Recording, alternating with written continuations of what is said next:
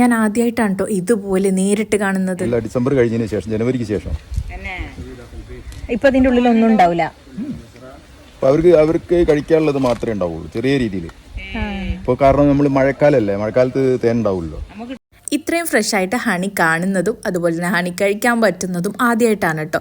ഇതാണ് ഹണിബിയുടെ എൻട്രൻസ് വരുന്നത്. അപ്പോൾ ഞാൻ ചെറുതായിട്ടൊന്ന് വീഡിയോ എടുത്തിട്ടുള്ളതാണ്. ഭയങ്കര ബുദ്ധിമുട്ടിയിട്ടാണ് ആ ഒരു സൈഡ് എനിക്ക് എടുക്കാൻ പറ്റിയത്. ഞാൻ ഹണി കോമ്പ് കഴിക്കണം എന്നൊക്കെ ഭയങ്കര ഇൻട്രസ്റ്റ് വെച്ചിട്ടാണ് കേട്ടോ പോയിട്ടുണ്ടായിരുന്നത്.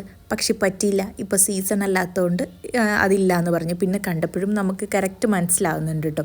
പക്ഷേ ഇപ്പോൾ അവരവിടെ പിടിച്ച് നിർത്തിയേക്കാണ്, ഫുഡൊക്കെ കൊടുത്ത് സെറ്റാക്കി നിർത്തിയേക്കാണ്. സീസൺ ആകുമ്പോൾ നീ വായോ, നിനക്ക് ഇഷ്ടം പോലെ തരാമെന്ന് പറഞ്ഞേറ്റിട്ടാണ് ഞാൻ ഇങ്ങോട്ട് പോകുന്നത്. താഴെയും ഇതിൻ്റെ അടപ്പിൻ്റെ മുകളിലൊക്കെ ആയിട്ട് നിറയെ തേനീച്ചകളുണ്ട് കേട്ടോ. ഇവർക്ക് ഇതൊന്നുമില്ല കേട്ടോ, ഒരുപാടുണ്ട്. ഇവർ കൃഷിയായിട്ട് ചെയ്യുന്നതാണ്, ഒരുപാടുണ്ട്.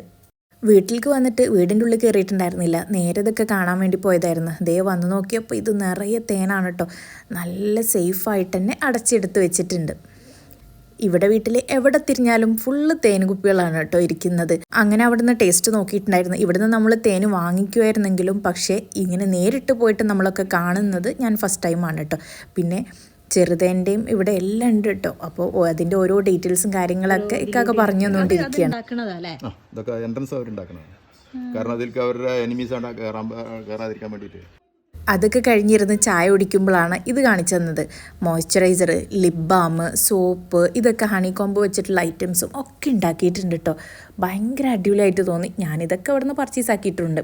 പിന്നെ ദേ ഞാൻ പറഞ്ഞില്ലേ എവിടെ നോക്കിയാലും തേൻകുപ്പികളാണെന്ന്.